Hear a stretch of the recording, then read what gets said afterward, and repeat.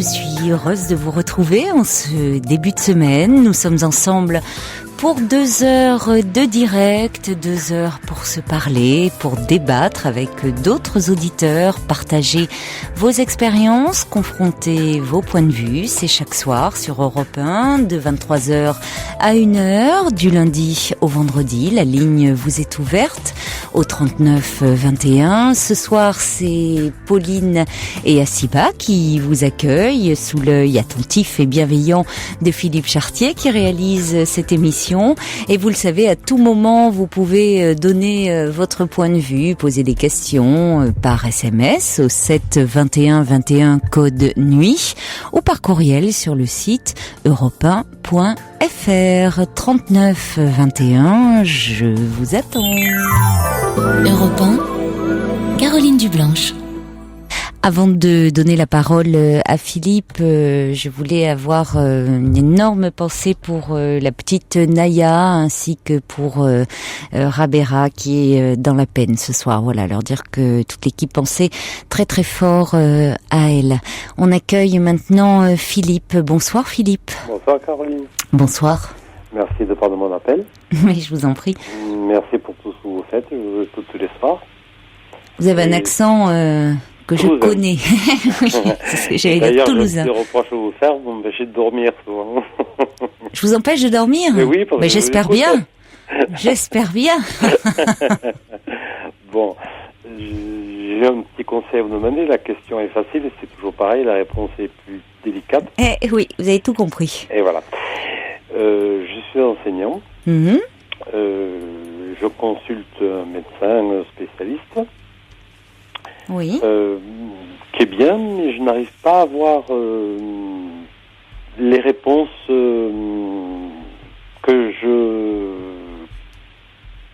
pas que je voudrais, mais qu'il me faudrait. La nuance est importante. Pourtant, il est bien. Voilà, ça vient de moi peut-être. Hein. C'est un psy. C'est un psy. L'anonymat est plus facile peut-être. C'est un psy, Philippe, que vous consultez? Oui, c'est un psy. Oui. D'accord. Oui. Mm-hmm. Voilà, alors le problème est simple. J'ai rencontré un garçon il y a à peu près... J'ai 35 ans, je suis enseignant. Oui.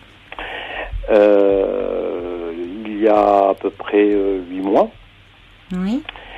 On a lié sympathie, mm-hmm. puis on a lié amitié. Puis moi j'ai des sentiments pour lui qui sont plus que de l'amitié. Oui. Lui n'est pas homosexuel, en tout cas c'est ce qu'il dit. J'ai toujours pensé, je me trompe peut-être, qu'il y a une propension en tout homme avec un grand H à la bisexualité. Après, ça se refoule, ça se révèle pas, ça, bon, peu importe. En tout homme, vous le mettez avec un grand H? Avec un grand H, homme-femme, oui. Ouais. Après, ça se révèle ou ça se révèle pas, on ne veut pas, la culture, la société judéo-chrétienne, la société, l'estime de soi, tout ce qui peut être en rapport avec ceci. Bien. Il actuellement il est avec une fille. Oui. Je ne suis pas machiavélique, hein, je ne fais rien pour les séparer, au contraire, parce qu'ils ont des problèmes, et je fais tout au contraire pour que ça se passe bientôt, parce que j'ai des sentiments pour lui, et ce ne sont pas des sentiments égoïstes. Je pense à cette phrase de Phèdre, si je te haïssais, je ne te ferai point. L'amour de l'autre, c'est le bien de l'autre, finalement, c'est pas l'égoïsme de soi et ses sentiments à soi. Et la question que je me pose, alors qu'on est très amis, et ça me va, même si je souhaiterais autre chose, et c'est pas nécessairement du sexe, parce que je ne pense pas au sexe pour l'instant. Je pense à de l'amitié, mais plus forte, plus tactile, on va dire. Est-ce que je dois lui en parler et tout casser, parce que peut-être il le refusera volontairement ou involontairement? Est-ce que je dois attendre, ne jamais lui en parler, prendre le risque, ou de prendre le risque de casser une amitié.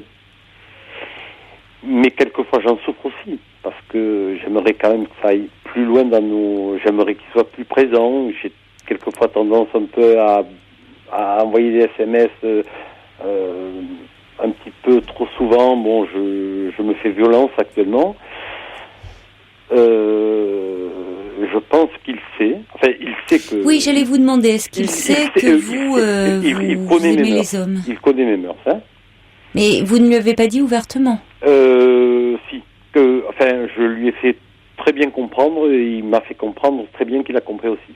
Oui, parce que vous dites, je pense qu'il sait, donc... Oui, il sait. D'accord. Il sait, je pensais, mais maintenant je sais qu'il sait. On n'en a pas parlé ouvertement, mais il sait, et je sais qu'il sait.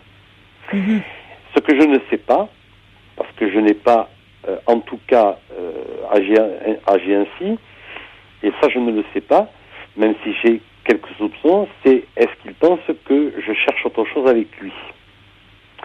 En tout cas, ce que je sais, c'est qu'il a beaucoup d'amitié pour moi, et une amitié sincère. Et quelquefois, j'essaye non pas de le convaincre, mais de lui expliquer que la vie, souvent, c'est pas le chemin que l'on veut prendre, c'est pas le chemin que l'on veut prendre, que c'est pas celui que l'on veut prendre que l'on prend en définitive. Voilà. Si c'est pas plus clair que ça, il est pas prêt de comprendre. Oui, voilà. Bon. Oui, voilà. Bah vous prêchez un peu pour votre paroisse, hein, c'est normal. Je prêche un peu pour ma paroisse, mais je ne voudrais pas non plus le gêner, parce que je peux le gêner et je ne veux pas, parce que je préférerais à la limite qu'il ne se passe rien, mais garder cette amitié. Mais j'aimerais c'est ce qui compte le plus. Chose. Seulement, s'il se passe quelque chose, compte tenu du fait qu'il serait bisexuel, forcément, à l'inverse de moi. Pourquoi Pourquoi il serait bisexuel? Parce qu'il a un rapport avec des filles et il aime les filles. Pourquoi vous dites il serait bisexuel à l'inverse de moi? Alors ce que vous dites, parce que moi, je ne suis pas bisexuel, parce que j'assume et puis je n'ai pas eu de rapport avec deux filles et je n'en veux pas. Alors c'est très intéressant. Vous dites qu'il y a en tout homme une propension à la bisexualité. Oui, pourquoi vous ne vous l'appliquez pas à vous-même? Mais parce que peut-être ce n'est pas remonté à ma conscience et je n'ai pas envie que ça y remonte et je ne veux pas passer à l'acte et je n'ai pas envie. Je ne me pose pas la question. J'assume ce que je suis et je veux rester comme ça. Et si lui c'était la même chose par rapport à son hétérosexualité? Oui, c'est possible. Et c'est justement là ma question. C'est-à-dire, est-ce que je dois lui avouer ce que je veux, attendre un peu, ou ne jamais rien lui dire et garder une amitié? Alors vous dites lui avouer ce que vous voulez. Mes sentiments pour lui. C'est très différent. Ce qui est très différent. Parce que je ne vais pas lui dire, je veux coucher avec toi, parce que c'est pas... Non, mais c'est pas ça. Ce que vous voulez, c'est l'amener à changer. Vous espérez, au fond, soyons clairs, on va pas y aller par quatre chemins. Oui.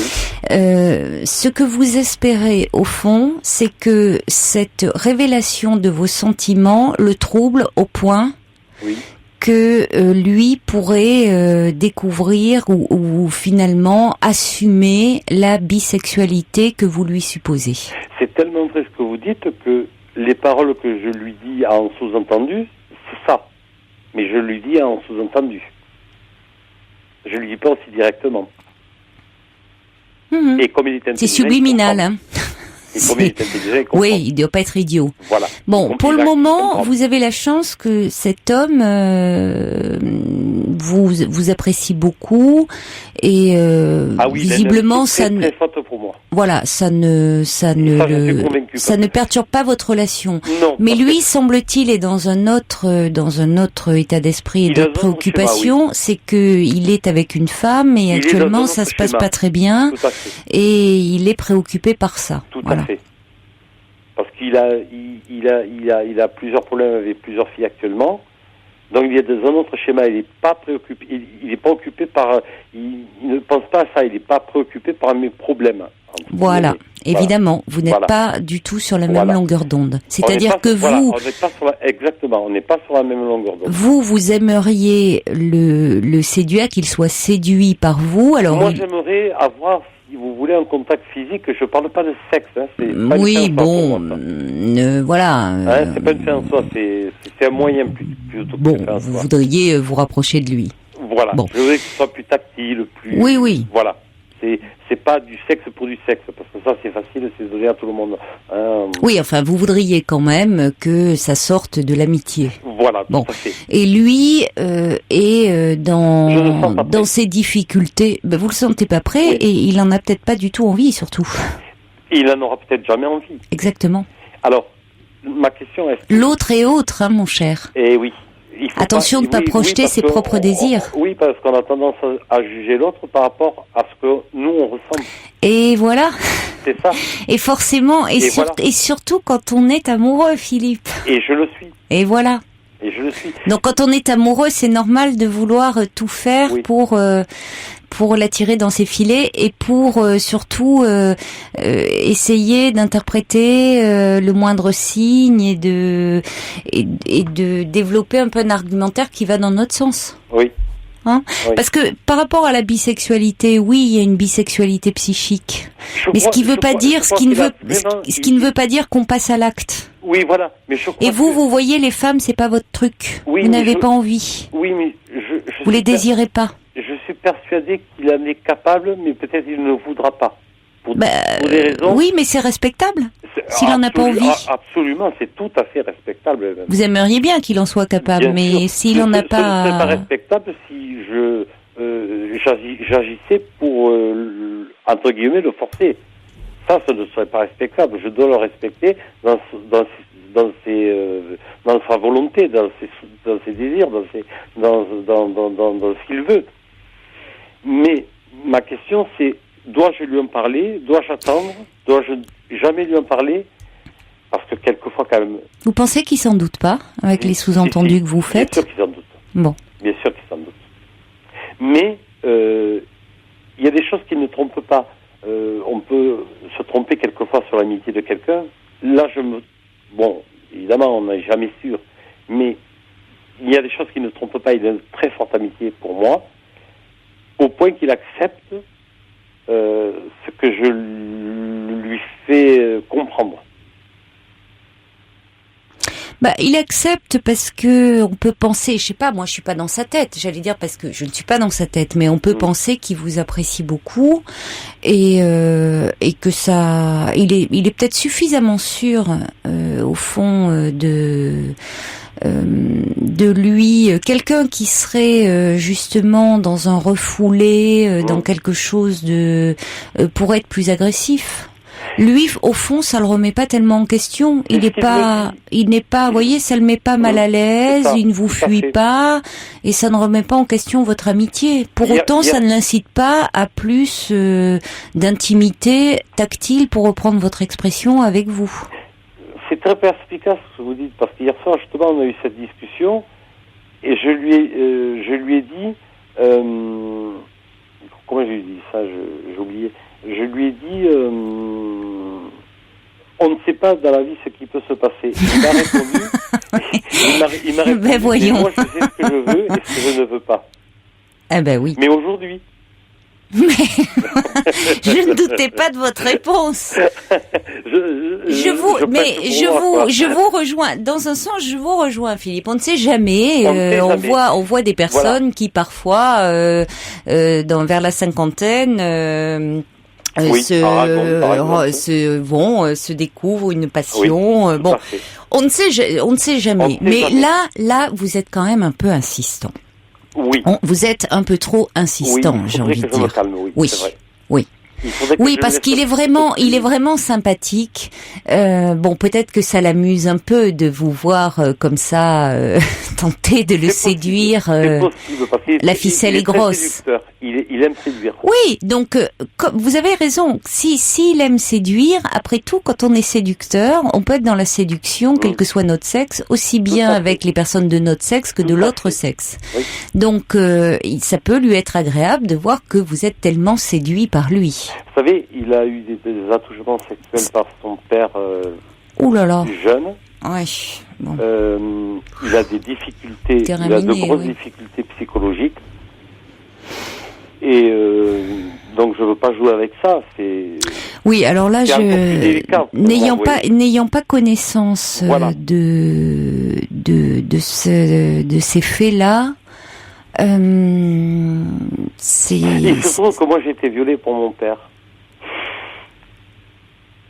Ouais. Vous voyez, donc, et on a un peu le même caractère, on est un petit peu tourmentés. Et ça, vous en avez parlé, l'un et l'autre. Comment ? Vous en avez parlé. Oui, c'est-à-dire qu'il pleure devant moi et que devant moi. C'est-à-dire qu'il me dit des choses qu'il ne dit à personne d'autre. Il a une confiance totale en moi et il peut l'avoir parce que je ne la trahirai jamais, quoi qu'il se passe. Je lui ai donné ma confiance, il m'a donné la sienne, il l'aura toujours, même si on se fâchait. Je ne renierai pas ce qui s'est passé. Mais c'est vrai que vous avez raison, il faut peut-être que je prenne un peu plus de recul et vis-à-vis de lui, et même vis-à-vis de moi peut-être aussi. Je pense. Oui. Mais quelquefois c'est dur, mais je préfère renoncer à ce que je voudrais que perdre son amitié. Parce que je ressens une amitié plus, on va dire. Vous voyez oui, mais alors, est-ce qu'il n'y a pas une confusion liée au fait que il y a une intimité qui s'est créée du fait de blessures, de traumatismes de l'enfance, je vais pas dire commun parce que quel que soit... Marié, il a 36 ans, on a à peu près le même âge, il a 2 petits-enfants, il est divorcé, il en souffre beaucoup, il en pleure beaucoup, il se confie beaucoup à moi, et hier soir, il avait bu un petit peu, et je lui dis, écoute, il était à 20 km de chez lui, je lui dis, prends une chambre d'hôtel, ne rentre pas comme ça, quoi. Et aujourd'hui, il m'a dit, j'aurais dû dormir chez toi.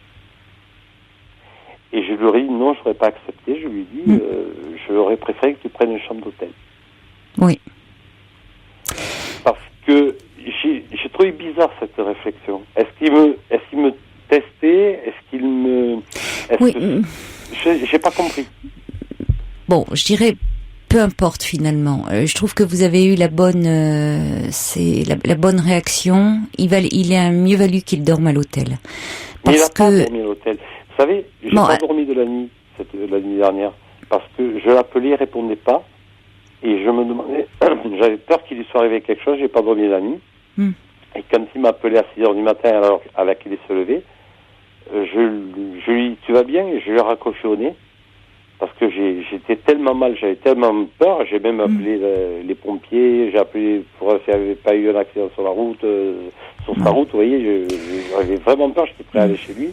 Je l'ai pas fait parce que je veux pas violer son intimité quand même.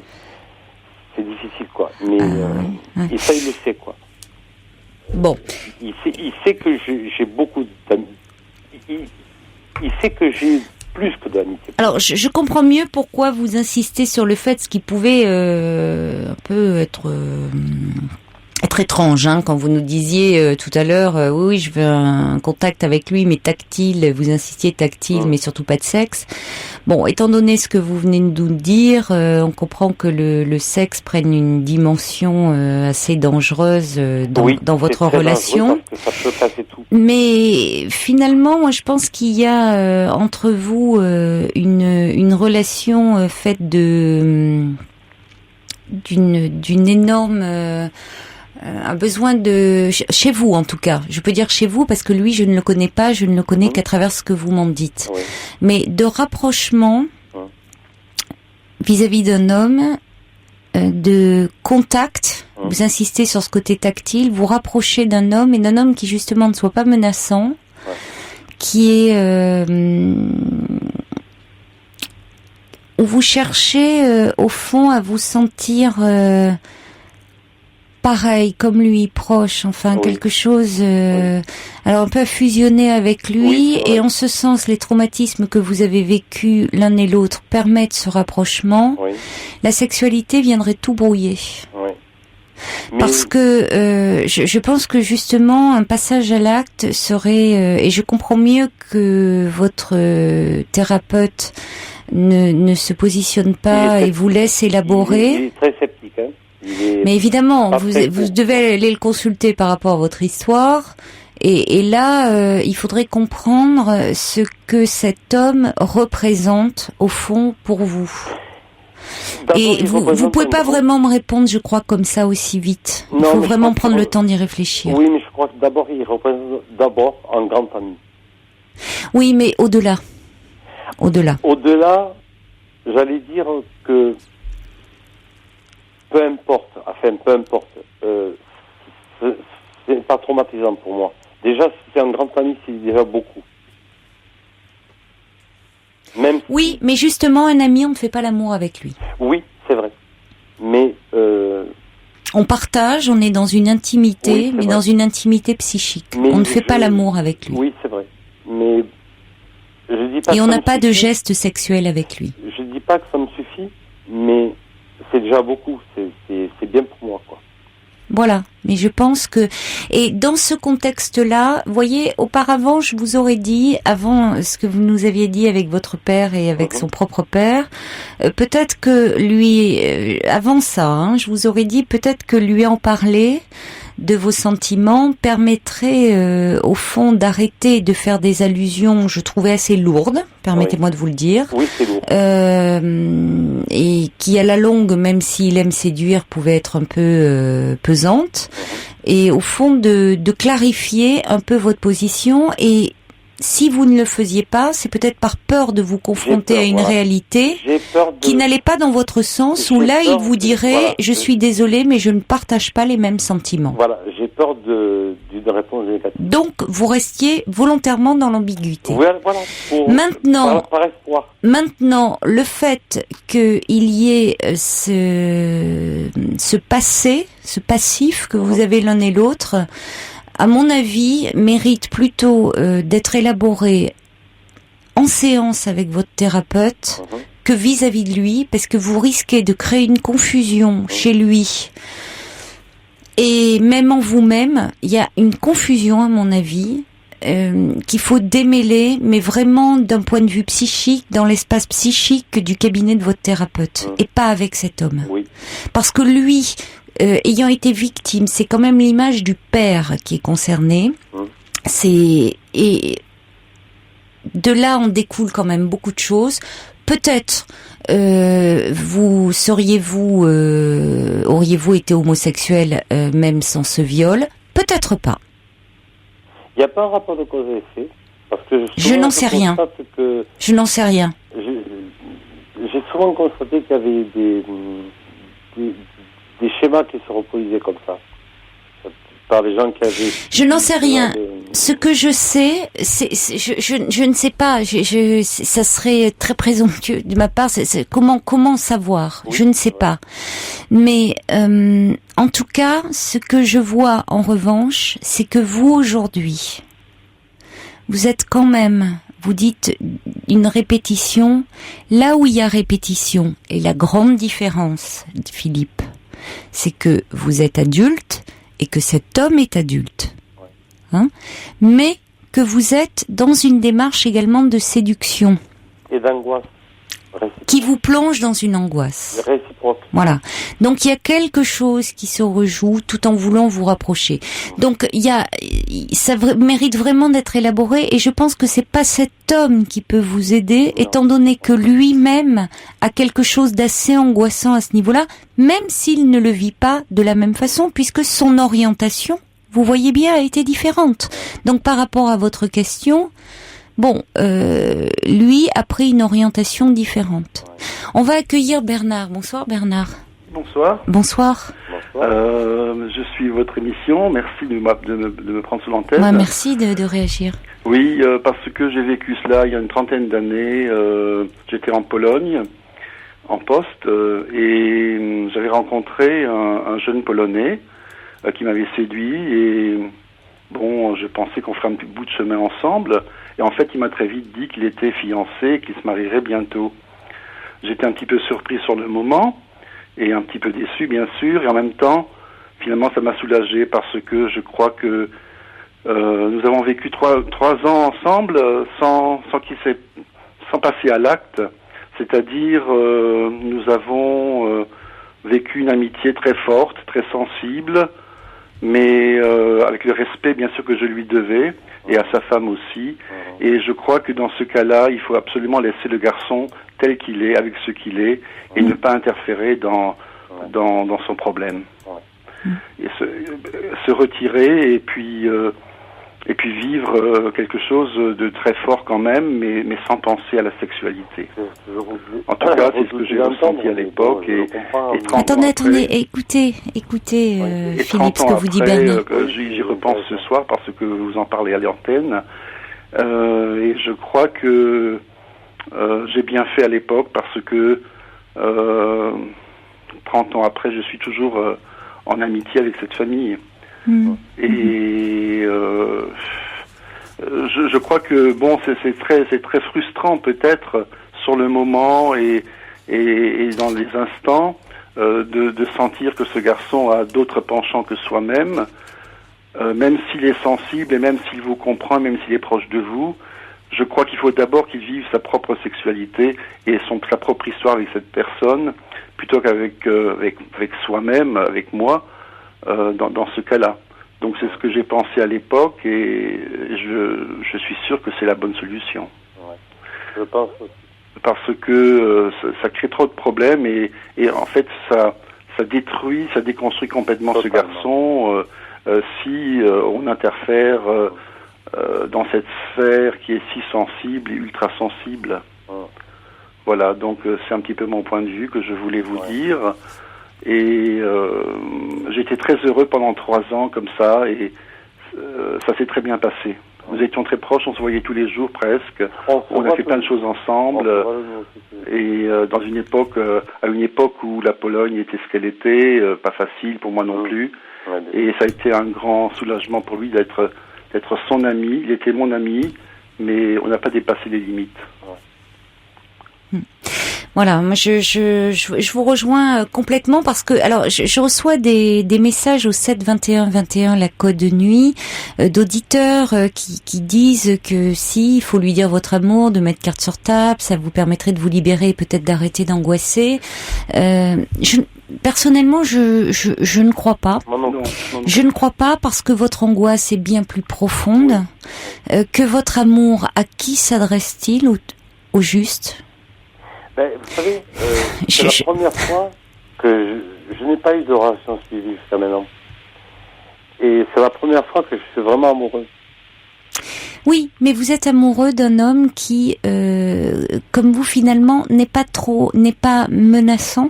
Non. Au fond, Philippe, parce que cet homme se dit hétérosexuel, est avec une femme et finalement ne cherche pas de sexe avec vous et vous propose son amitié. Oui, il n'est pas menaçant. Et je vais souffrir parce que... Et qui a vécu des traumatismes comme vous. Donc, finalement, cet homme qui est en souffrance, qui se confie, que vous voyez pleurer, il n'est pas dangereux pour vous. Non. Donc, il vous attendrit, il vous touche beaucoup. Oui. Donc, tout ça, je crois que c'est vraiment à travailler, à élaborer avec votre thérapeute, pas aller le charger, lui, de ça, qui a une histoire déjà compliquée. Il y a Gérard qui dit il est bien avec vous, prenez sur vous, aimez-vous l'un l'autre en confiance, mais aimez-vous l'un l'autre, je crois que je voudrais pas trahir la pensée de Gérard, mais je pense que c'est amicalement. J'ai bien compris. Oui. C'est ça, c'est précieux. Et peut-être que c'est précieux pour tous les deux, cette présence amicale, cette tendresse, pouvoir être proche, sans que ce soit dangereux. Oui, parce que ça va être dangereux pour moi d'abord parce que je vais souffrir de parce qu'il est. Il y a d'autres choses à régler de votre histoire. Aussi parce que peut-être je vais casser quelque chose qui existe réellement actuellement. Le sexe viendrait tout brouiller, je vous le répète. Ça va embrouiller, ça va tout embrouiller. Et puis, alors à propos aussi de l'orientation, ça c'était au tout début, hein, donc j'avais un message du subversif qui citait la palisse, qui dit l'orientation sexuelle n'est pas l'identité sexuelle, toute identité est bisexuée, mais toute orientation n'est pas bisexuelle. Bon, il n'est pas intervenu depuis que vous aviez confié ces traumatismes de l'enfance. Bon, moi je pense que ça s'est joué dans un contexte particulier et qu'il faut vraiment en tenir compte et que vous avez l'un et l'autre des blessures à régler et que ça se fera, je crois, chacun de votre côté, qu'actuellement peut-être que vous vous faites du bien en parlant ensemble, mais qu'un passage à l'acte pourrait, je dis bien, être trop bouleversant. C'est ce que pense aussi Jean-Marie qui dit ne bousculez pas la vie de votre ami, vous vous confiez à lui. Il faut, voilà, pour le moment avoir confiance et c'est ce qui compte. Voilà. Vous savez, Merci. il faut avoir des projets avec ce garçon, d'autres projets que des projets sentimentaux ou sexuels. Oui. Il faut, je sais pas, imaginer une proximité culturelle avec lui proposer de sortir, de voir des spectacles, de faire des choses en dehors de la sexualité, de toute façon. On fait d'ailleurs. Mais le problème, qu'il y a plein de choses Et à puis faire intéressez-vous à lui, à ce qu'il vit, notamment avec cette femme qui actuellement le préoccupe. Et justement, il est ce soir avec cette femme-là. Je vais le recevoir voilà. tout à l'heure. Alors, en même temps, je suis content pour lui, mais en même temps, je suis un peu jaloux. Ah Oui, mais c'est là où vous ne pouvez pas être vraiment non plus dans une relation d'amitié. Ou pour lui faire du mal. Je sais, mais vous ne pouvez pas non plus empêcher, et c'est là à partir du moment où il y a des relations, des sentiments amoureux, ça brouille la relation d'amitié. Donc, je crois que vraiment cette relation, elle est à éclaircir, je vous le redis, avec votre thérapeute. Ouais. Vraiment. Donc, finalement, vous pensez, vous pensez comme moi, je dois rester comme ça avec lui et basta. Je pense oui, qu'il y a pour le moment trop de confusion. Voilà. Oui, je pense vraiment. Je voulais avoir votre confirmation. Je pense.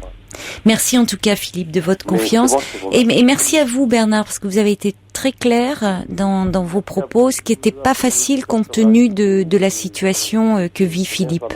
Merci Caroline. Merci beaucoup. Bonne soirée, au revoir. Au revoir. Au revoir Caroline. Toutes vos confidences à Caroline Dublanche au 39 21. 34 centimes la minute. Et puis, bien sûr, vous pouvez toujours vous appeler le 39 21. Nous sommes ensemble et en direct jusqu'à 1h et vous pouvez intervenir 7 21 21 code nuit. Je me disais, c'est étonnant que le subversif ne donne pas son point de vue sur la situation de Philippe, situation très très complexe. Et voilà son point de vue. Il dit la vision en votre ami de votre reflet souffrant vous propose une dilution du traumatisme fascinante mais parfaitement illusoire. Ouais, je crois qu'il y a une relation en miroir effectivement qui est assez problématique. On va accueillir maintenant Annie. Bonsoir Annie. Bonsoir Caroline. Bonsoir. Ça me fait plaisir de vous entendre parce que je vous écoute tous les soirs. Oh ben merci beaucoup. Et une journée de plus, c'est encore mieux maintenant. Merci. Vous êtes là le vendredi alors? Oui, oh ben oui. Ah, c'est gentil, non, parce que le vendredi, c'est un peu de mal à rentrer, j'ai l'impression. Ou alors, c'est pas ça, c'est que vous sortez aussi. Il y en a beaucoup qui sortent le vendredi soir, non, c'est le début du week-end. Jamais, donc, Vous sortez jamais, Annie? Non. Comment ça se fait? Parce que je suis seule et une femme seule ne sort pas le soir. Voilà. Ah bon? Ah non. Pourquoi ça? Comment voulez-vous faire? C'est dangereux. Ça dépend. Enfin, ça dépend, il y a sortir et sortir. Même sortir rien que moi j'habite dans le centre d'une ville. Oui. Aller au cinéma, par exemple, seul, tout ça, c'est dangereux. Pourquoi c'est dangereux selon vous? Parce que moi je trouve quand même que les nouvelles, quand je vois, à l'endroit où j'ai passé, par exemple la veille dans la journée, le lendemain, quelqu'un a pris un coup de couteau le soir. Donc voilà, moi je. Vous n'êtes pas obligé d'y aller très tard. Comment? Vous n'êtes pas obligé d'y aller tard. Oui, mais ça me gêne pas. Non, c'est pas. Non, je suis pas privée du tout de ça. D'accord. C'est pas une privation. Je vous écoute. Bon, écoutez, c'est. J'attends 11h. Bon. Avec délice. Voilà. Ah voilà. Écoutez, je vais pas m'en plaindre, hein. Voilà. Et sinon, l'été, j'ai une autre Caroline qui vous remplace aussi. Oui, voilà. Caroline Veil. Voilà. Oui. Donc voilà, je vais vous expliquer. Moi, je sais que je suis normale, mais dans ma tête, il y a quelque chose qui va pas. J'ai été mariée presque 30 ans. Oui. avec un homme dont j'ai subi tout ce qu'on peut subir.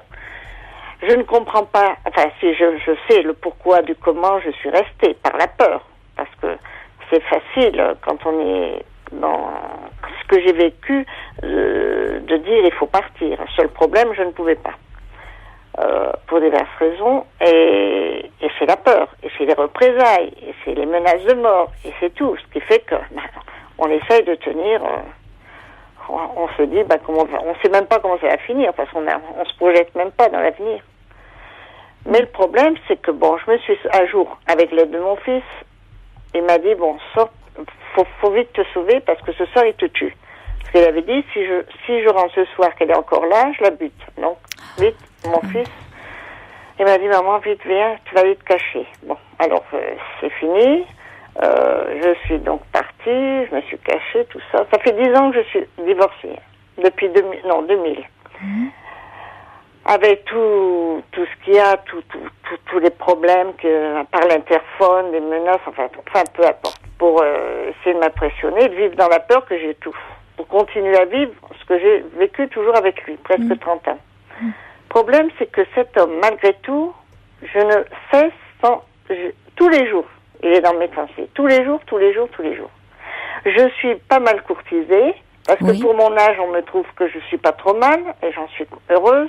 Oui. Mais l'histoire, c'est qu'en fait, moi, quelqu'un que je connais comme ça, parce que j'ai quand même des gens que je rencontre, dès que je les vois un peu violents ou un peu énervés, je prends peur. Ça remonte à la surface. Et j'ai cette impression que et pourquoi cet homme, après tout ce que j'ai passé, est toujours dans ma tête? De quelle façon y est-il? Comment pensez-vous à lui? Tout le temps. Si je fais quelque chose, par exemple, je dis tiens, il serait là, il me dirait si. Tiens, il trouverait que ça va pas. Tiens, tout le temps. Donc c'est plutôt, vous ne vous rappelez pas des choses heureuses, c'est plutôt de vous dire s'il était là, il contesterait. Non, des choses heureuses, pas du tout. J'en ai même pas, par la naissance de mon fils, de notre fils du moins, je n'en ai pas. Et même, ça a été un moment de bonheur, mais aussi de souffrance, parce que mon fils a été victime de sa violence. Donc, pas devant moi, attention. Parce que s'il avait été devant moi, moi aussi, gentil je peux être, j'aurais été comme une lionne, si on voit. Donc il le faisait, mais derrière moi. Quand j'étais pas là, parce qu'une mère, je pense, est capable de prendre une chaise, de l'assommer. Donc ça s'est jamais passé devant moi. Mais il est vrai que mon fils a été cassé, a été brisé, broyé. Et ça par ma faute, parce que... je sais pas comment on fait. Et qu'est-ce qui fait que vous vous êtes séparés alors il y a 10 ans? Mon fils m'a aidé à me sauver de chez moi. Parce mon fils a souvent séparé son père qui m'étranglait, qui mettait le pistolet à ma tante, qui me fait plein de choses. Donc mon fils, un jour ou l'autre, mon fils a dit, maman, ça y est, cette fois, ça suffit. Tu vois pas dans quel état tu es. Voilà. C'est à l'aide de Il avait quel âge à ce moment-là, votre fils? 25 ans. Voilà. Donc c'est votre fils qui a pris la décision pour vous? C'est-à-dire que moi j'avais pas d'autre moyen, parce que c'est à l'endroit où j'étais, il me fallait un véhicule. Or c'était mon fils qui avait la voiture, son père en avait une autre, donc c'était grâce à mon fils. Voilà. Sans lui, je sais pas ce que je serais peut-être pas en train de vous parler. Alors là, moi je comprends pas cette histoire. Pourquoi il est là tout le temps dans mes pensées. Voilà. On sort pas comme ça d'une relation aussi forte, même si c'est une relation justement de violence et faite de peur. Ah oui. Finalement, vous voyez, on a démarré de façon un peu anecdotique. Je vous demandais, je sais plus comment, vous sortiez pas, et tout de suite vous m'avez dit non, c'est dangereux. Oui. On est en plein dans le vif du sujet. Oui. Une femme seule ne sort pas, c'est dangereux. Finalement, le danger, il était chez vous. Oui. Vous l'avez connu, vous me dites revolver sur la tempe, le danger, il était dans votre maison. Oui. Ça a duré 30 ans. Et finalement, l'extérieur, je ne dis pas qu'il n'y a pas de danger pour une femme seule, effectivement, le soir, dans certains... je ne nie pas cette réalité-là.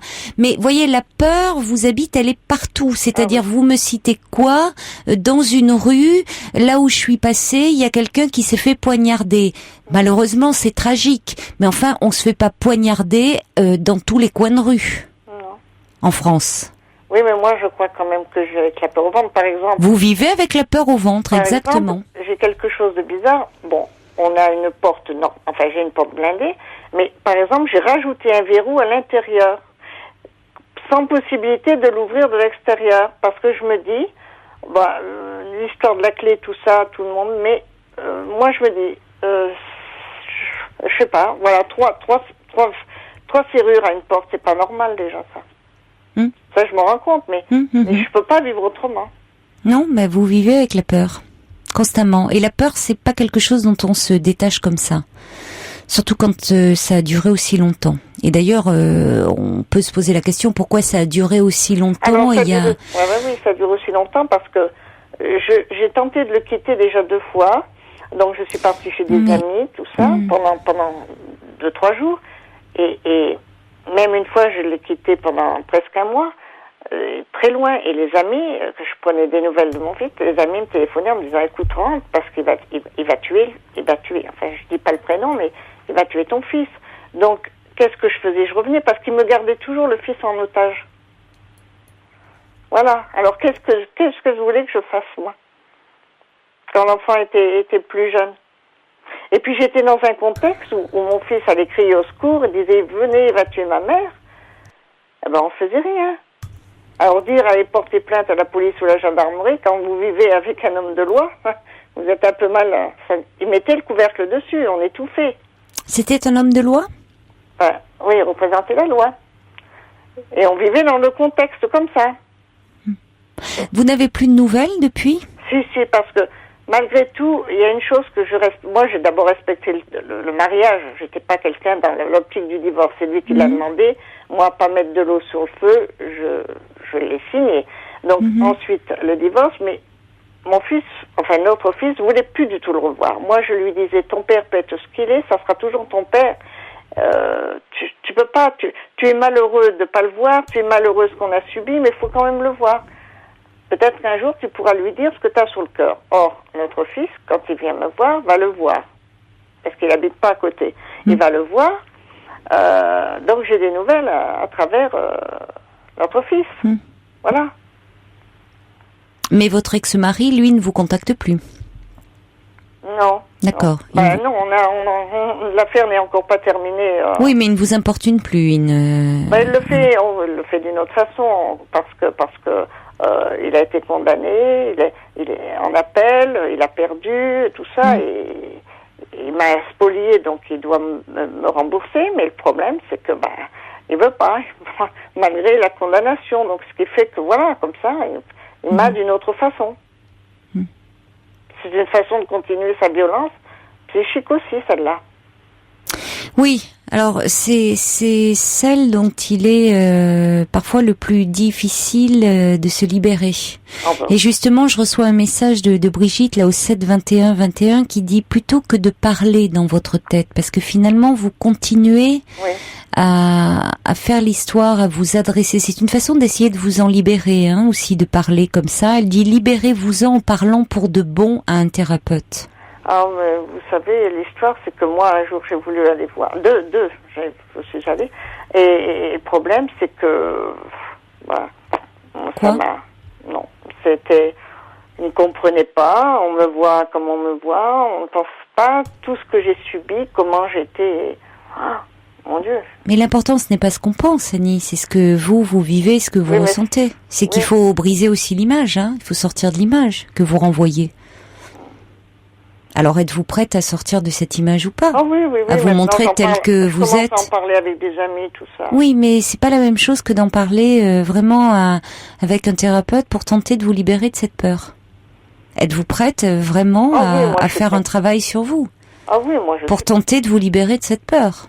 Et ça se fera pas du jour au lendemain. Hein. C'est pas une ou deux séances qui va vous permettre de sortir de cette relation, une véritable relation d'emprise. Hein. J'ai fait une grave dépression. Je me suis fait interner volontairement. C'est pas surprenant, oui. Comment ? C'est pas surprenant.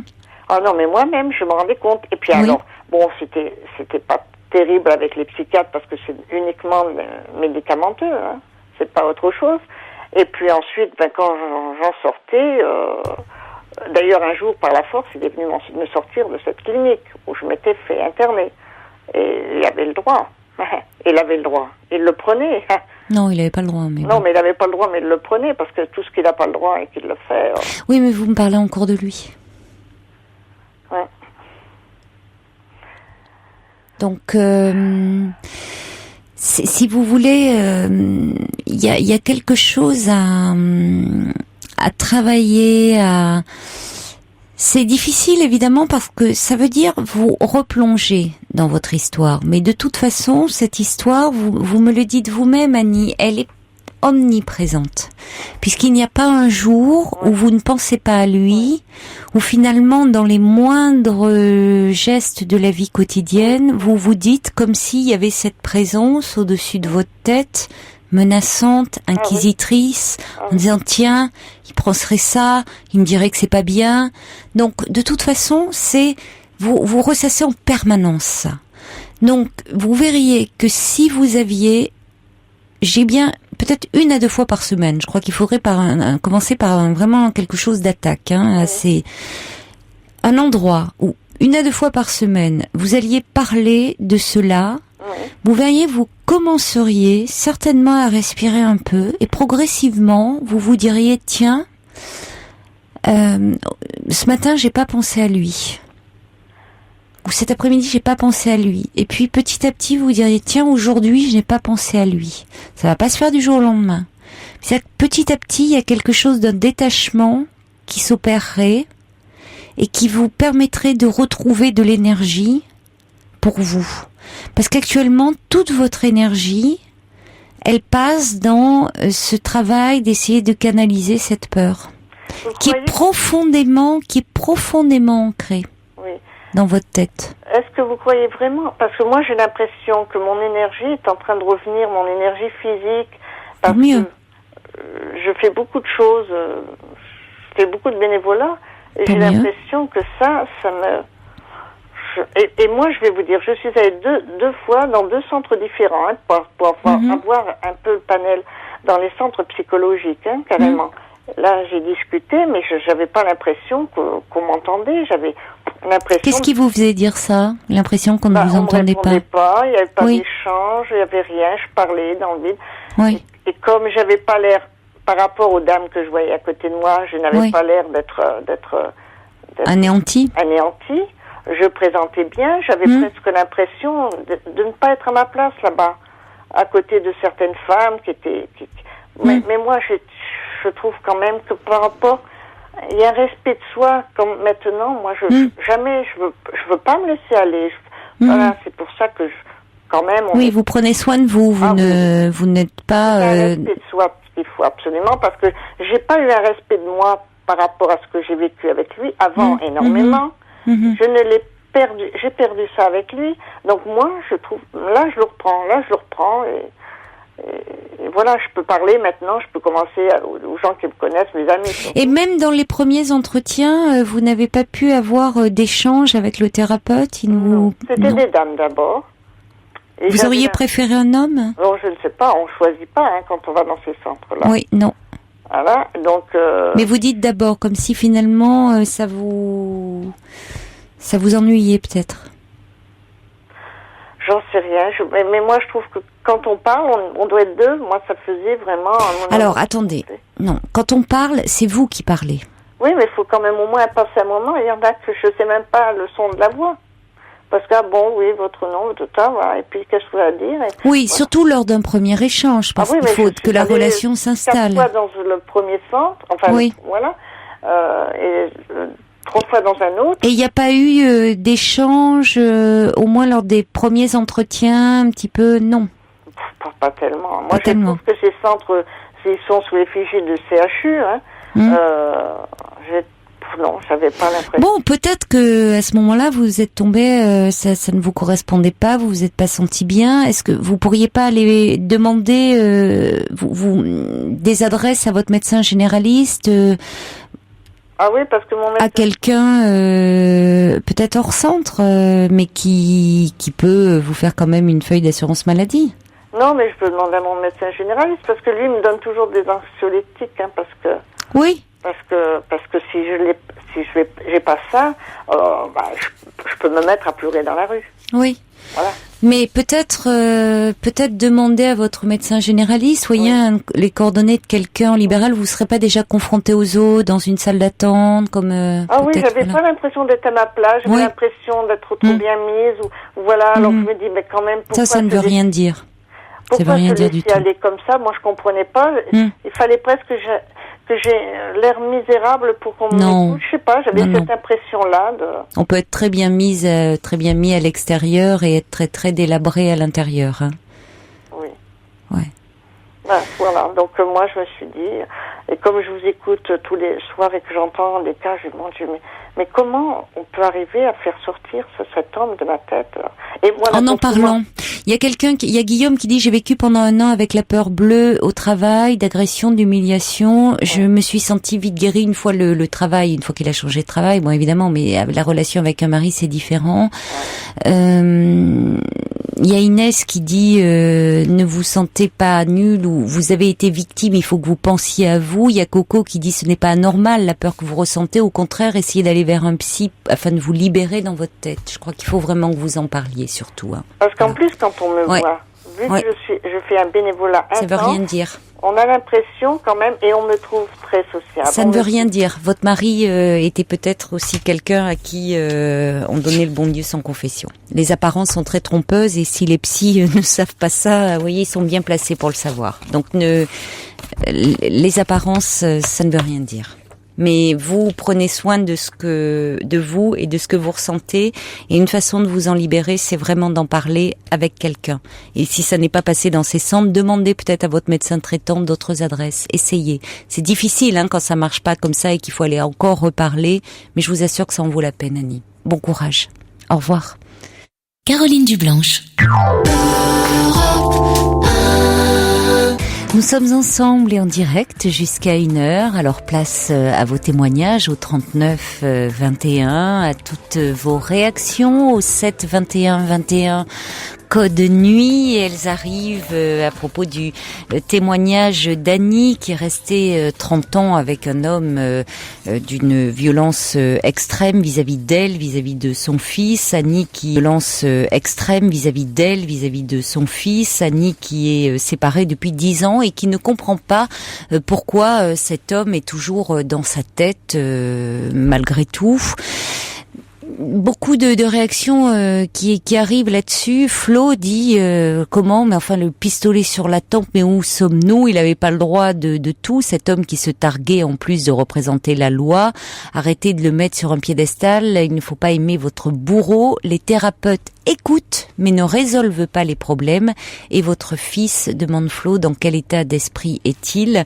Annie nous disait qu'il n'allait pas bien. Louise dit j'ai subi les mêmes tortures mais après une bonne thérapie c'est comme si je n'avais jamais vécu cela avec cette brute. Il est complètement sorti de ma vie aujourd'hui. Et puis un autre message qui arrive au 7 21 21 code nuit qui dit votre seul échappatoire c'est de sortir, surtout de ne pas replier sur vous-même et de parler avec un psy avec qui ça marchera même si cela peut prendre du temps. Marie-Christine, elle nous écrit sur le site europe1.fr pour dire j'ai été mariée 25 ans à un médecin qui m'a malmenée, violentée. Je ne pouvais rien dire car on ne m'aurait pas cru. Il était le notable, si sociable, si gentil. Je me suis enfuie sans cesser de penser à lui. Je m'en suis sortie en prenant la vie à bras-le-corps par le travail et, oserais-je le dire, avec des relations amoureuses parfois éphémères qui m'ont appris que tous les hommes ne sont pas des bourreaux domestiques. Et puis dans un autre registre, je parlais avant le journal de minuit d'une compilation réunissant 39 titres de la sélection musicale d'Europe 1 à paraître le 26 octobre. Alors le subversif me demande avec impatience si les meilleures interprétations de l'irrésistible crooner à l'organe de velours, à nommer Pierre Bénichou, figureront-elles sur le formidable best-of européen. Écoutez, je pense que monsieur Pierre Bénichou mérite à lui seul un album, donc je n'ai pas la date de parution, mais envoyez vos messages à Laurent Ruquier, ça ne saurait tarder. Et on accueille maintenant Patrick. Bonsoir Patrick. Bonsoir. Bonsoir. Oui, donc je suis assez d'accord avec votre remarque sur Pierre Bénichou. On est d'accord, hein? Alors, oui, comment oui. Il peut pas se mélanger avec tous les interprètes, surtout les plus récents, parce qu'on connaît son point de vue là-dessus. Oui, et puis bon, il a tellement une façon unique d'interpréter les chansons que ce serait dommage de le mélanger avec d'autres personnes qui n'ont pas cette même sensibilité. Non, exactement. Il a une sensibilité tellement particulière que il faut vraiment qu'elle ressorte dans toute sa singularité. Non, puis on peut pas le mélanger. C'est un artiste à part, exceptionnel, et il faut vraiment lui consacrer un album. Je crois que nous sommes d'accord là-dessus, oui, mon cher Patrick. Bon, mais écoutez, avis aux amateurs, je pense que nous serons nombreux. Hein. Oui, donc bon, je ne vous avais pas appelé pour parler de Pierre Bénichou, mais donc, mais l'occasion nous en est donnée. Ben oui. Non, donc voilà, je vous ai contacté en fait par rapport à ma famille. Oui. À mes relations avec ma famille en particulier. Donc je vais essayer de redresser un peu le tableau, faire le bilan un petit peu.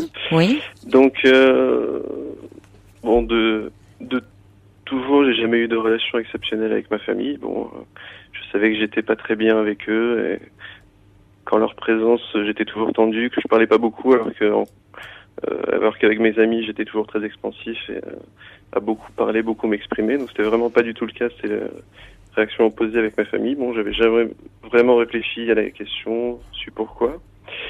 Et puis j'y suis allé. Finalement, j'ai fini par leur présenter une jeune fille qui est devenue ma femme.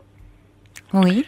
Et ben c'est elle qui, en les voyant, parce qu'elle n'était pas de la région, donc quand elle les a vus, qui les a côtoyés, qui a commencé à poser des questions et à mettre le doigt sur certaines choses. Donc au début, j'ai eu une réaction peut-être naturelle de défense, sans être agressif, mais en disant non, mais ils ont des raisons, ils sont comme ça, toujours vouloir les défendre. Et puis finalement, à force en réfléchissant quand même à ce qu'elle m'avait dit, j'ai pu voir beaucoup de contradictions dans leurs propos, dans ce qu'ils disaient vouloir faire, ce qu'ils faisaient. Et donc à tel point que c'est vraiment devenu un problème, surtout au moment où on s'est mariés en fait, puisque ils voulaient un peu contrôler la chose, mais quand on sentait qu'il n'y avait aucune discussion possible et qu'à chaque fois ils se défilaient un petit peu, ou qu'ils avaient parfois des attitudes contradictoires. Donc on a essayé de bien faire les choses, dans le sens où on a essayé d'aller les voir pour essayer de comprendre pourquoi, par exemple, 2 semaines avant le mariage, ils avaient finalement décidé de ne pas faire des choses qu'on leur avait demandé et qu'ils avaient tout à fait accepté. Et à chaque fois, on a eu des non-réponses, c'est-à-dire des raisons il y avait une raison au début, et puis quand on revenait pour poser la question pour savoir vraiment pourquoi, c'était une nouvelle raison qui sortait. Et puis, comme ils se sentaient, probablement parce qu'ils se sentaient attaqués, ils rattaquaient sur autre chose qui n'avait rien à voir et dont on avait déjà parlé avant. Mais qu'est-ce qu'elle, finalement, elle a mis l'accent sur quoi précisément votre femme? Que vous ressentiez, semble-t-il, mais que, effectivement, étant dedans, vous n'arriviez pas à nommer comme elle, étant plus à l'extérieur. C'est toujours plus simple quand on arrive dans une famille de voir ce qui s'y joue, parce qu'on n'est pas impliqué, effectivement. C'est-à-dire que moi, qu'est-ce j'avais qui a toujours émergé, qui vous a parlé, qui a été clair pour vous aussi, qui a fait écho en vous à ce moment-là? Attendez, j'ai pas entendu le début de la question. Qu'est-ce que votre femme a fait surgir du fonctionnement de vos parents vis-à-vis de vous, qui pour vous s'est révélé une évidence, qui a fait écho en tout cas très profondément en vous? C'était finalement leur manque de sincérité, leur hypocrisie dans le fait qu'ils donnaient des fausses excuses à chaque fois. Ils disaient voilà, on prévoyait quelque chose. Ils étaient d'accord, c'était prévu depuis longtemps, et puis au dernier moment, pour vous donner un exemple précis, ils devaient venir rencontrer la famille de ma femme. Et donc c'était prévu 3 mois à l'avance. Au dernier moment, je crois que c'était 1 semaine avant, finalement non, on peut pas, on a trop de factures. Donc moi je disais oui, non, mais ça doit être vrai, ils ont trop de factures, donc elle avait beaucoup de mal à y croire. Donc nous, on est allé les voir ce week-end-là où ils devaient venir. Et là, ils pensaient à partir en vacances 2 semaines après.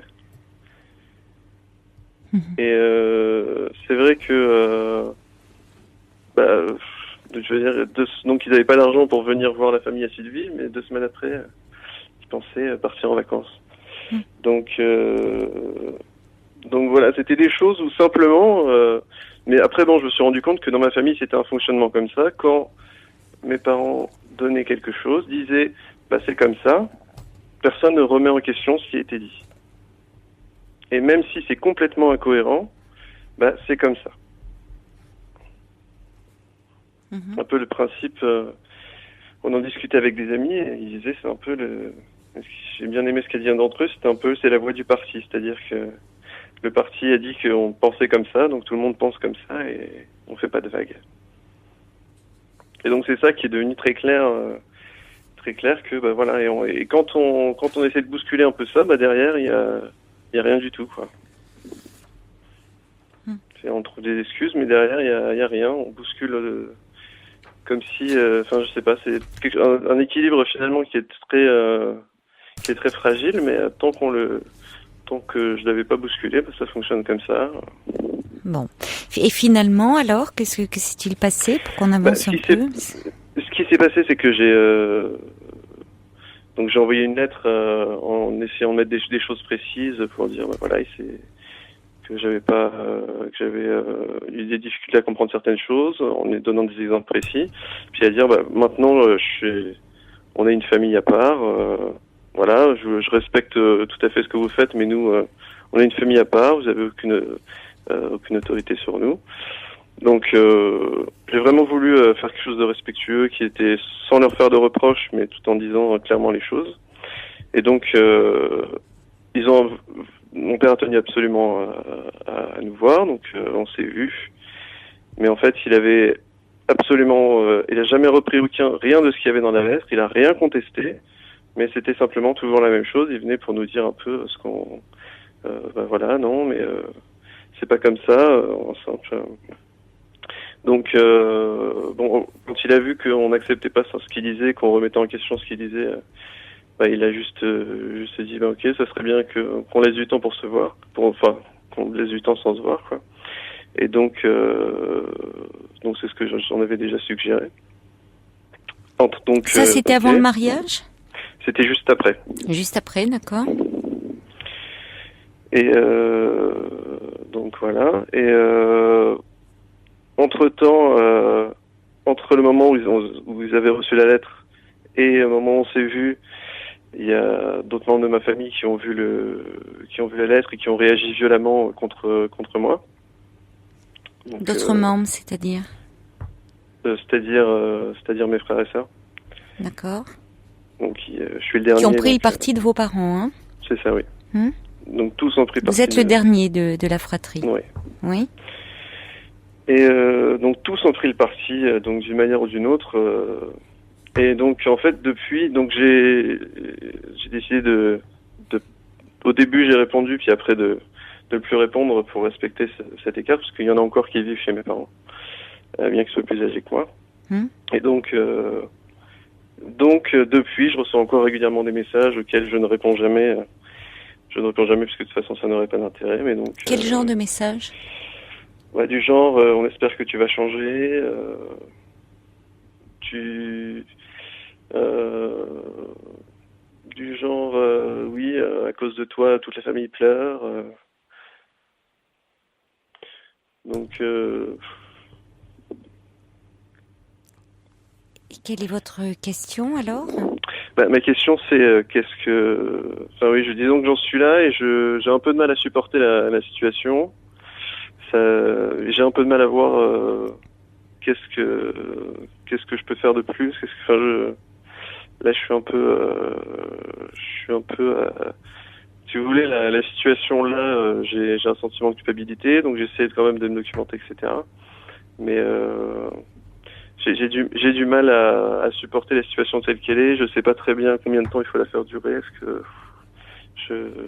Non, mais semble-t-il, bon, c'est un peu compliqué parce que j'arrive pas et je vois que je comprends pas bien ce qui. Vous voyez, tout à l'heure, je vous ai demandé ce que votre femme avait pu mettre en évidence dans le fonctionnement de votre famille, oui.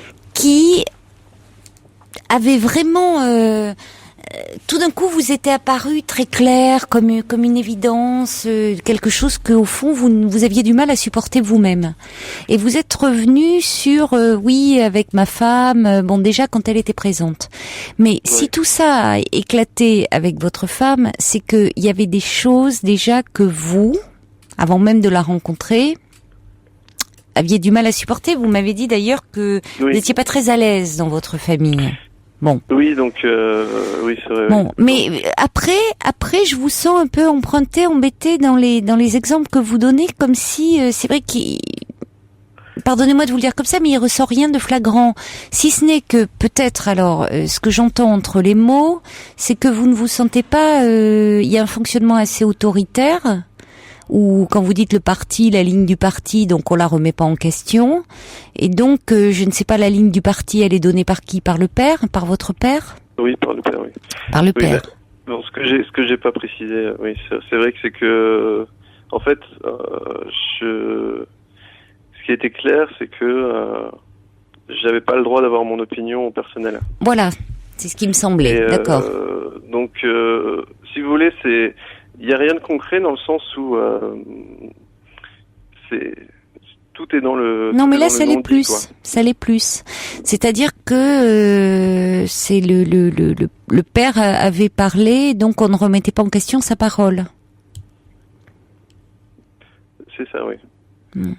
Votre mère également est dans ce processus-là vis-à-vis de votre père, ou elle-même a droit à la parole? En fait, elle a absolument. Très honnêtement, je ne sais pas ce que pense ma mère de la situation. Mais même quand on les a vus tous les deux pour discuter, c'est toujours mon père qui parle. D'accord, donc ce qui fait que vous ne savez pas bien comment elle se positionne. Mais ce qu'il y a, c'est que même quand on a eu même récemment, ce qu'il y a, c'est que ma mère évite toujours le conflit. C'est-à-dire que elle va faire une crise et puis après. Non, c'est pas grave. Donc jamais, même quand avec elle ça n'a pas été, on n'a jamais pu, jamais on a pu parler vraiment, savoir, c'était quoi le problème, Donc ma mère est complètement effacée par rapport à mon père. Oui, c'est ça. Et même mes frères et sœurs suivent complètement le point de vue de mon père. C'est-à-dire qu'ils ont. Même si parfois juste j'essaie de leur dire tiens peut-être si t'as dit ça mais peut-être que tu pourrais faire ça en essayant de donner des raisons, c'est toujours non il a dit ça, d'ailleurs il avait raison pour d'autres choses. Donc, oui, ils sont très assujettis à son autorité. Voilà, oui. Oui. Et ce qui fait que j'ai l'impression ce que je comprends c'est qu'ils sont complètement perturbés que moi je sorte de là, quoi. Et oui, forcément. Ils ne comprennent pas que vous puissiez remettre en question le fonctionnement familial qui certainement, par certains côtés, doit beaucoup les contraindre aussi, mais qui, par d'autres, les rassure. Donc c'est déstabilisant pour eux. Donc ils font bloc. Mais en même temps, c'est ce que je ressens dans le sens où ils n'arrivent pas à... Même si je réponds pas depuis plusieurs mois à quelques messages que ce soit, ils continuent à envoyer des messages régulièrement. Oui, parce qu'ils tiennent à vous, malgré tout. Donc, ils aimeraient vous ramener dans le giron familial. Vous voyez ? Oui. Et d'où votre culpabilité, parce que c'est toujours compliqué de contester ses parents. Alors, à l'adolescence, c'est quelque chose que l'on fait assez souvent. Est-ce que c'est quelque chose que vous avez pu faire ou à ce moment-là, c'était pas possible peut-être pour vous? Non, je l'ai pas fait. Mais en fait, moi, la façon dont j'ai toujours fonctionné, je m'en suis vraiment rendu compte qu'après, mais ce que j'ai toujours fait pour pouvoir prendre mes décisions, c'était de les donner, de faire ma réflexion tout seul ou avec mes amis. Oui. Et de donner, dire, voilà, j'ai choisi de faire ça, et quand il y avait plus possibilité de dire de faire autrement, quoi. Donc non, j'ai jamais vraiment... Oui, donc vous le faites maintenant, et vous le faites au moment où symboliquement vous vous séparez de votre famille, puisque, comme dit Annie, vous en créez une avec votre épouse. Oui. Donc c'est pas à n'importe quel moment que ça survient. Mais comme je reçois un message aussi de Brigitte au 721-21 qui dit il y a un temps où il faut renoncer à changer ses parents et ça n'empêche pas d'affirmer son autonomie dans le même temps. C'est-à-dire, je ne sais pas quel âge ont vos parents, Patrick. Ils ont la cinquantaine. La cinquantaine. Oui, ils peuvent évoluer, ils peuvent... Ce qu'il y a, c'est que là... Moi, disons que j'attends pas vraiment à les changer, dans le sens où... Qu'est-ce que vous attendez alors d'eux ? Qu'est-ce que vous attendriez, au fond ? Au fond, je sais pas très bien. Disons que l'autre point aussi, c'est que la dernière fois que je l'ai vu, mon père, quand là, c'était vraiment la première fois où je bousculais son autorité d'une certaine façon. Même si c'était une autorité. Eh oui, vous la contestiez. Et là, j'ai senti une telle... là, j'ai vu que finalement, j'ai vu l'absence de sentiment total et presque la cruauté, quoi, dans ses propos. Pourquoi ? Parce que, si vous voulez, ma mère a des problèmes de santé, elle est en dépression. Et donc, il m'a dit, et d'ailleurs je lui ai demandé la confirmation après, il m'a dit que j'étais un poison pour ma mère avec les lettres que j'envoyais. Ah oui. Donc disons qu'il parle toujours en sous-entendu, alors je lui ai dit, tant tu veux bien dire ça, c'est bien ce que tu as voulu dire, et il a confirmé. Mais dans le sens où,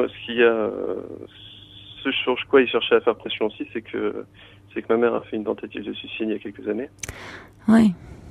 Et donc, c'est aussi, quand il dit que je suis un poison pour ma mère, ça a une portée, une grande portée, quoi. Oui, c'est très angoissant de vous dire ça. C'est très angoissant, évidemment, vu ce que vous décrivez. Or, comme si vous torturiez votre mère. C'est ça, oui. Or votre mère est en dépression, il y a cette tentative de suicide. Alors évidemment, c'est plus simple, même si de vous incriminer, vous, à travers vos lettres et la remise en question que cela implique, qui les agresse, de fait. Quand on demande aux gens, ils se sentent agressés, même si ce n'est pas votre intention et que vous y mettez les formes. Oui. Mais ça les agresse dans leur façon d'être, dans leur fonctionnement. Vous contestez certains de leur fonctionnement, ou plutôt du fonctionnement de votre père. Bon. Donc, que de se remettre en question lui. Dans ce que vous décrivez, c'est quelqu'un qui n'arrive pas à se remettre en question. Donc, il vous renvoie de plein fouet à votre culpabilité en disant, tu te rends compte, ta mère est malade à cause de toi. Alors que, évidemment, si elle est en dépression, si elle a voulu mettre fin à ses jours, il y a toute une histoire derrière. Toute une histoire depuis sa naissance, peut-être même avant sa naissance, depuis son histoire de jeune fille, la relation qu'elle a aujourd'hui dans son couple. Enfin, vous n'êtes évidemment pas responsable de cela. Ça va de soi, Patrick. Oui, mais disons que ce qui m'a le plus choqué, ce qui aujourd'hui me met en colère, c'est le fait qu'un père puisse intentionnellement dire ça à son fils. Parce que certainement lui-même est en colère et est à la fois en colère et angoissé. Certainement. Donc il vous renvoie, il a peur, ça lui fait peur. En contestant son autorité, vous remettez en question beaucoup trop de choses. Vous perturbez l'équilibre familial d'une certaine façon. Donc dans ces cas-là, on attaque celui qui dérange un système, même s'il fait partie du système. Ça ne veut pas dire qu'il ne vous aime pas. Ça, j'ai du mal à vous croire. Pourtant si. Ça ne veut pas dire qu'il ne vous aime pas, mais il se sent menacé, certainement par vous. Voyez, donc quand on se sent menacé, on attaque. Et on attaque violemment. Mais ça ne veut pas dire qu'il n'y a pas d'amour pour vous. Ça serait un autre de vos frères ou une autre de vos sœurs qui attaquerait de la même façon, je pense qu'il serait tout aussi violent. C'est angoissant pour lui. Donc, à mon avis, je pense que ça serait, puisque c'est compliqué à vivre pour vous, parce que c'est toujours difficile de remettre en question un système familial dans lequel on a grandi, et en même temps qui vous fait souffrir, parce que ça vous culpabilise, parce que ce sont quand même vos parents, vos frères et sœurs, et vous les aimez, et là, du coup, vous vous en sentez exclu. Je crois que ça serait important d'élaborer ça et d'en parler en thérapie, d'avoir quand même un peu de travailler là-dessus, pour ne pas leur demander à eux directement, ce qu'apparemment ils ne peuvent pas vous répondre comme vous le souhaitez, puisque votre mère est en dépression. Donc pour le moment, elle est en trop grande souffrance, elle n'a pas les mots pour pouvoir vous répondre, elle est engluée certainement dans cette dépression. Ça ne veut pas dire qu'elle peut pas en sortir, mais bon, visiblement ça dure. Et votre père, plus il va se sentir attaqué, plus il va être dans une démarche de rigidité. Mais en revanche, vous d'en parler avec quelqu'un d'extérieur vous aidera à prendre un peu de distance et vous aidera à voir que vous n'êtes pas coupable, surtout, de ça. On va accueillir, je crois, Frédéric qui est avec nous au 3921 et qui a très envie de vous parler. Bonsoir Frédéric. Oui, bonsoir Caroline. Bonsoir. Bonsoir Patrice. Bonsoir. C'est Patrick. Je vous ai écouté avec beaucoup d'attention parce que votre histoire me rappelle un peu la mienne. Oui. Et c'est un peu rare que je me raconte ma vie quand j'appelle Caroline. Oui, vous intervenez, je reconnais votre voix plutôt pour donner un point de vue, mais... Je pense que... moi, je suis très extrême. J'ai été très extrême parce que j'ai connu ce que vous connaissez. Oui. Et j'ai choisi avec qui je vivais. Et j'ai choisi de vivre avec ma femme, donc j'ai rompu tous les ponts. Et ça fait plus de 25 ans. J'ai eu, comme vous, j'ai subi quelques agressions. Un jour, j'ai dit franchement que de toute façon, je passerais plus de temps avec ma femme et mes enfants qu'avec eux. Donc j'avais fait mon choix. De toute façon, nous les hommes, nous sommes appelés à partir. Et que si ça leur plaisait pas, ça ne changeait rien dans ma vie. Je peux vous dire que ma fille est née à 28 ans, donc c'est pas d'hier. Et je ne regrette rien. Et il y a que quelques années qu'une de mes sœurs est revenue on a recontacté, c'est elle qui m'a recontacté, qui a reconnu qu'effectivement ça allait beaucoup secouer, mais que j'avais bien fait parce qu'il y avait beaucoup de choses de névrotiques dans le comportement familial. Donc regardez peut-être un peu comment votre père était avec son propre père, ça c'est quelque chose à regarder parce que ça peut être instructif. votre père soit la ligne du parti, c'est bien, mais vous avez quel âge dans l'éducation? J'ai 22 ans. Oui, écoutez, choisissez votre clan, je pense que choisissez votre vie, mais sachez que de toute façon, le jour où vous serez, hypothèse d'école, affecté aux USA ou en Australie, vous savez, mon frère cadet, lui, est parti aux États-Unis, il a fait pareil que moi, mais il est parti encore plus loin que moi. Donc moi j'ai rompu sur place et quelques années plus tard je suis parti. Mon frère lui était parti bien avant. Nos sœurs sont, ont soutenu leurs parents en disant qu'on était très méchants. Mais voilà quoi. Donc moi je pense que vous êtes à la croisée d'un chemin. Soit vous vous soumettez encore à l'autorité de votre père que, si j'ai bien compris, vous contestez depuis très longtemps de façon très fine. Votre femme vous a amené à observer des comportements qui étaient, déviants, mais que vous ne voyiez pas auparavant, puisque ça faisait partie d'un système de fonctionnement.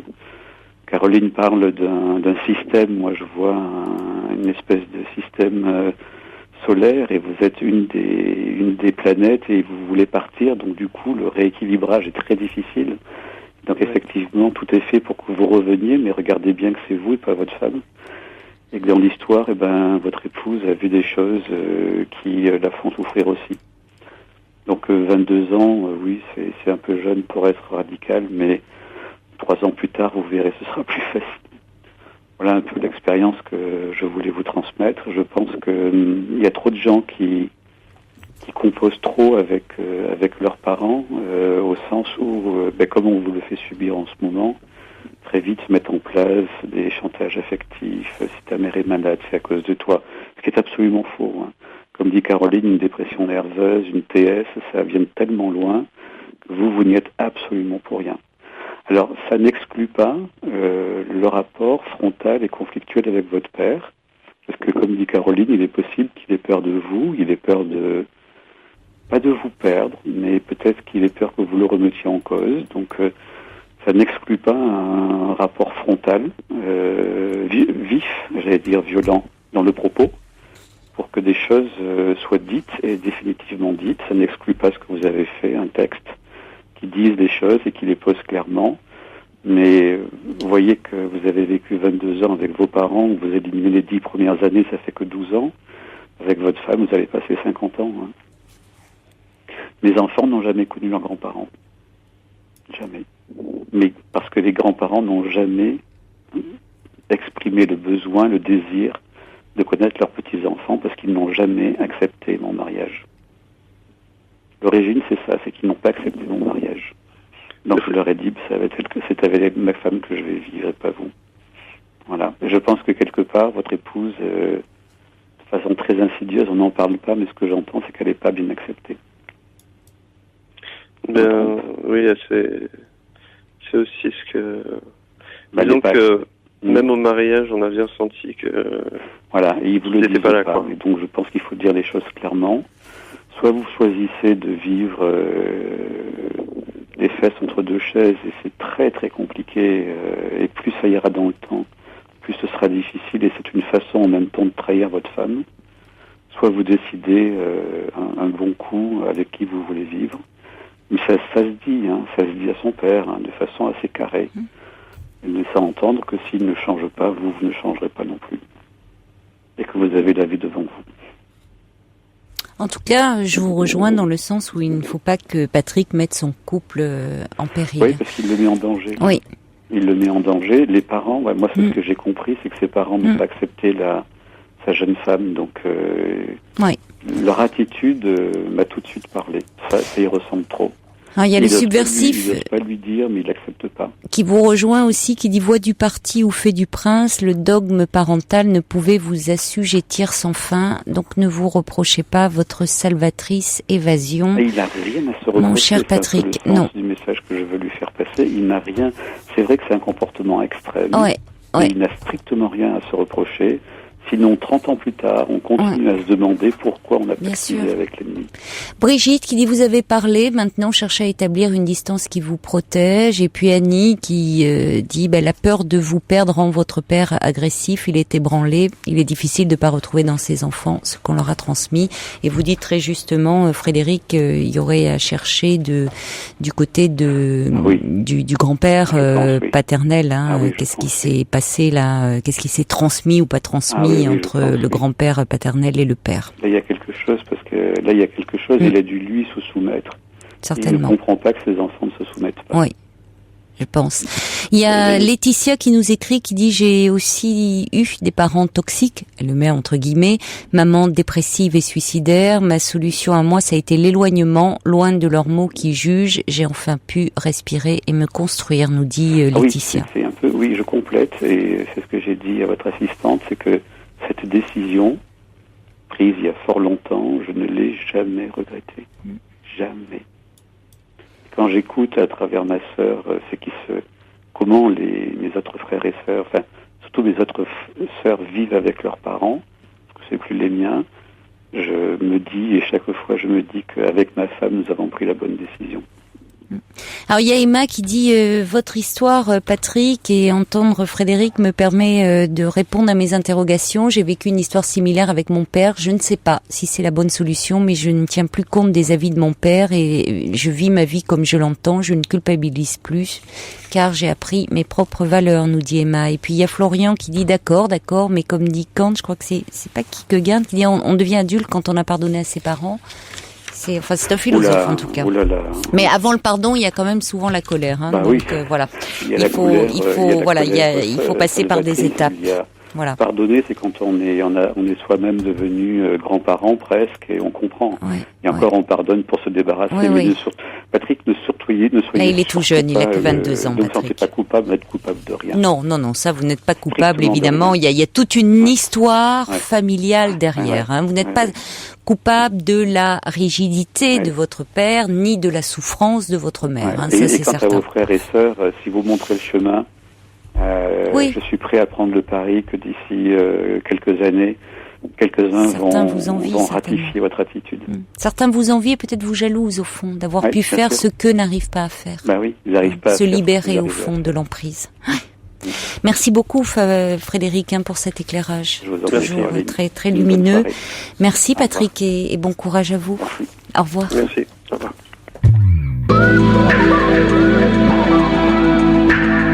Toutes vos confidences à Caroline Dublanche au 39 21.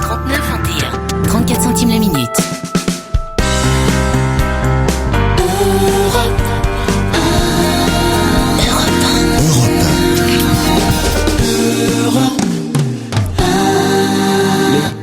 Alors des réactions qui arrivent encore pour Patrick. Jean-Pierre envoie un mail pour dire Patrick me semble avoir une femme très intelligente. Florence qui dit j'encourage Patrick à s'affirmer. J'ai subi des chantages affectifs, financiers et de la violence de la part de mes parents.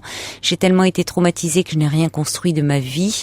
Mes deux parents sont décédés. Je n'ai plus de famille mais je garde le moral. Alors merci pour vos témoignages, nous dit Florence.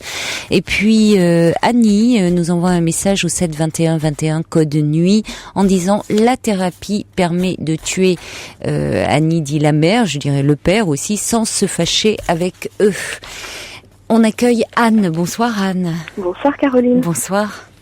Bon déjà je suis ravie honorée de pouvoir converser un petit peu avec vous ce soir. Mais moi aussi. Donc je vous appelle pour essayer de percer un petit peu les mystères de la relation homme-femme. Oula, oui. Très ambitieuse. Oui. Justement, j'emploie pas le terme d'amour volontairement parce que je me pose une question. Oui. Sujet de quelqu'un, à savoir si je l'aime ou si c'est plutôt un attachement. Oui, d'accord. Voilà, donc ça fait un peu plus d'1 an maintenant qu'on s'est connus. Moi, je débarquais à l'époque sur Paris, enfin la région parisienne. Et donc depuis 1 an, j'ai connu que lui en fait. socialement, toute personne confondue. Ah oui, vous n'avez pas fait d'autres rencontres? Non. Non. Il vous suffisait, cette relation, vous remplissez Moi, je suis une grande amoureuse, donc ouais, c'est vrai que c'est ce qui me comble quand je suis amoureuse. J'ai besoin de rien d'autre, quoi. Mais le problème, c'est justement quand ça se casse, c'est là qu'on se rend compte que faudrait quand même avoir des liens sociaux, quoi. Oui, c'est important. Mais bon, là, en fait, moi, je suis au niveau des Hauts-de-Seine, et c'est un climat qui est austère pour moi. Je me vois pas créer des liens ici, quoi. Et pourquoi ça s'effrite un peu, alors, ça s'amoindrit? Vous êtes moins amoureuse, donc, de ce garçon, de cet homme? En fait, on s'est beaucoup quitté, requitté, etc. Voilà, plutôt, que ce soit moi comme lui, plutôt moi d'ailleurs. Et on a cet attachement, quoi, qui nous fait revenir à chaque fois. Là, ça fait 1 mois à peu près, je pense qu'on est séparés. Comme d'habitude, quand on se sépare, c'est toujours assez violent. Parce qu'en fait, à la base, moi, je dirais que je suis pas amoureuse de lui comme je peux l'entendre, c'est-à-dire admirer quelqu'un. Voilà, admirer quelqu'un. Et puis que ce soit vraiment notre idéal, tout ça. Mais justement, je me dis, est-ce que l'amour, ça pourrait pas être finalement une relation qui se construit, quelqu'un qui correspondrait pas forcément à notre idéal, mais qui aurait des choses à donner. Nous, voilà, avec qui on aurait envie on aurait envie de se donner des choses, même si ça correspond pas a priori à notre idéal. Vous l'avez admiré au départ? Non. Non, en fait, c'est quelqu'un qui est assez névrosé, qui a un passé comme moi. Voilà. Et donc... Qu'est-ce que vous voulez dire par là? Un passé... non, mais névrosé, en disant qu'il est névrosé. C'est pas quelqu'un, si vous voulez, justement, c'est pas quelqu'un qui est épanoui. Et justement, c'est ce qui me pousse aussi, je pense, à aller vers lui, c'est que j'ai envie de lui donner qu'il s'épanouisse, quoi, avec moi. Parce que je sens que ça pourrait être possible. C'est une sacrée mission, ça. Faudrait peut-être vous épanouir, vous. Vous êtes épanouie, vous?